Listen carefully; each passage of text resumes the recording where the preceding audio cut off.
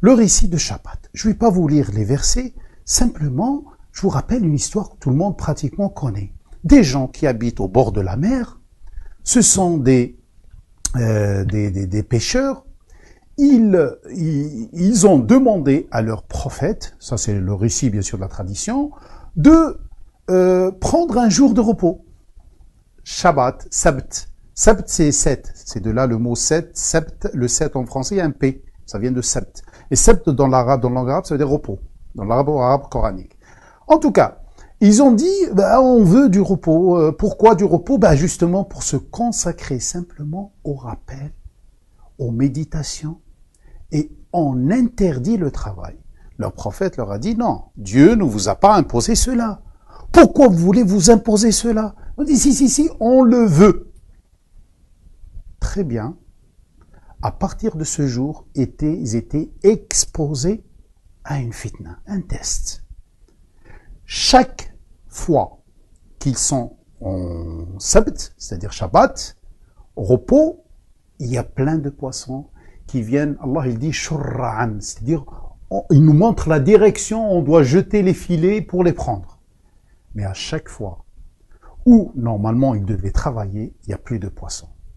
Ils ont résisté un moment, je ne sais pas combien de temps, et à la fin, ils ont trouvé une solution. Par contre, c'était la mauvaise solution. Ils étaient obligés de tricher. Comment ils ont triché, on ne le sait pas. Imaginez, par exemple, qu'ils jetaient les filets vendredi et qu'ils les ramassaient dimanche. À partir de cela, une partie de ce peuple a dit aux autres, arrêtez de faire cela. Vous êtes imposé des choses, il ne faut pas tricher avec Dieu. Pourquoi vous imposez des choses difficiles à supporter et après vous essayez de tricher? Et bien sûr, il y a une autre catégorie, une troisième, qui dit, oh, laissez-les, c'est même pas la peine de donner le rappel. Qu'est-ce qui s'est passé après? Ils ont eu la correction. Pourquoi? لأنهم يفسقون. Salam alaikum, chers amis.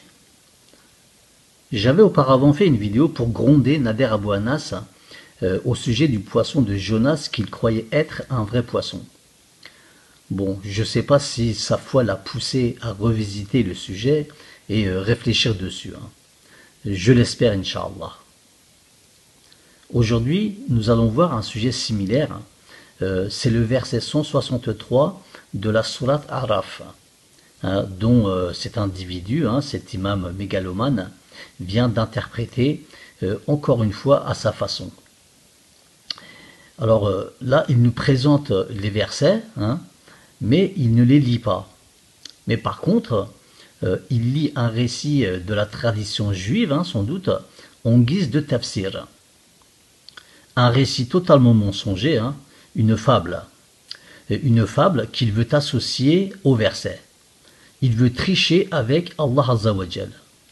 Comme quoi, il n'y a pas que les juifs qui trichent avec Allah, n'est-ce pas? Un sacré imam.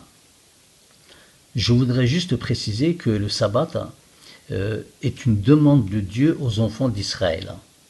Et nous pouvons trouver des détails dans Exode chapitre 20, et Jérémie chapitre 17, Ézéchiel chapitre 20, Lévitique chapitre 19, entre autres.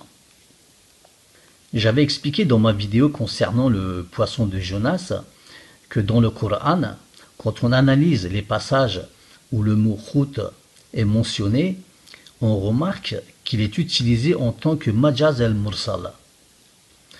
C'est une forme de métonymie.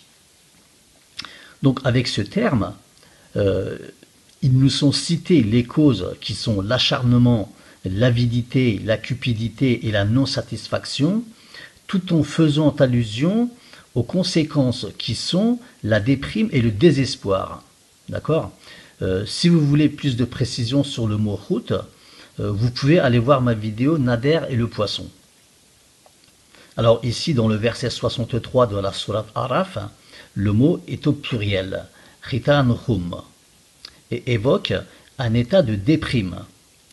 D'ailleurs, partant de là, nous pouvons aussi dire que le Hout, le poisson du prophète Moussa alayhi salam, dans les versets 61 et 63 de la sourate Kahf, n'est pas un poisson, hein, n'est pas un animal, au même titre que le poisson qui avala Yunus alayhi salam. C'est juste un état de déprime et de désespoir expliqué d'une manière métaphorique.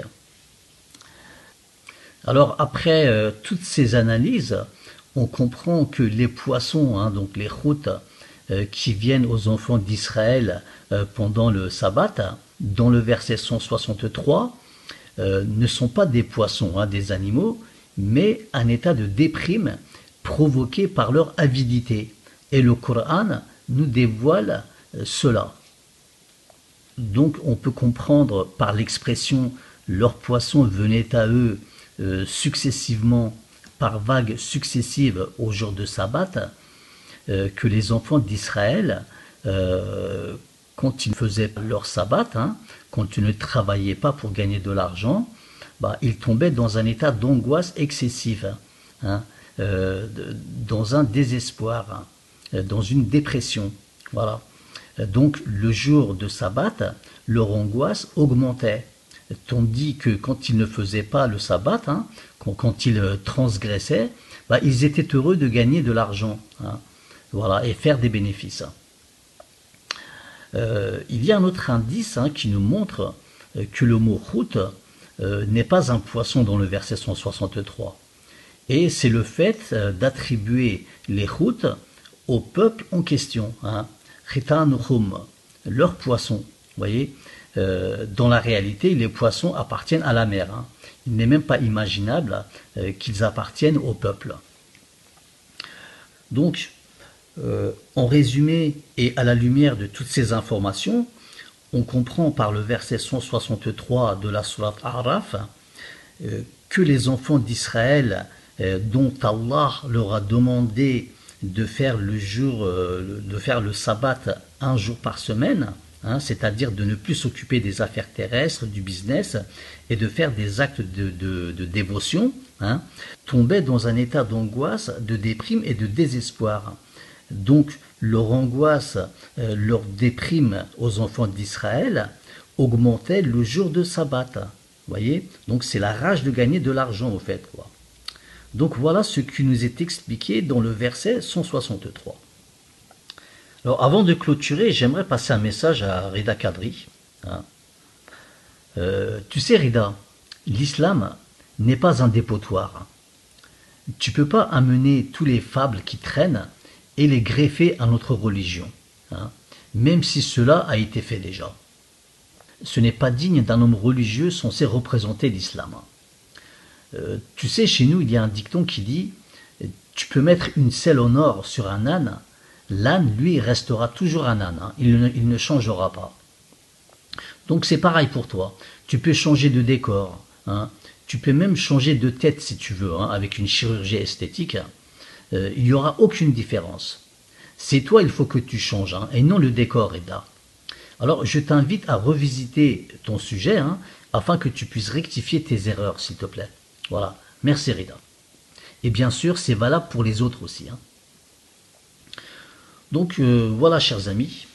Donc, ma vidéo se termine ici. Si vous avez des questions sur le sujet, n'hésitez pas à me les transmettre dans les commentaires. Je vous dis à bientôt. Et si vous tombez sur un poisson en lisant le Coran, ne sortez pas votre canne à pêche aussitôt, chers amis. D'accord? Assalamu alaikum.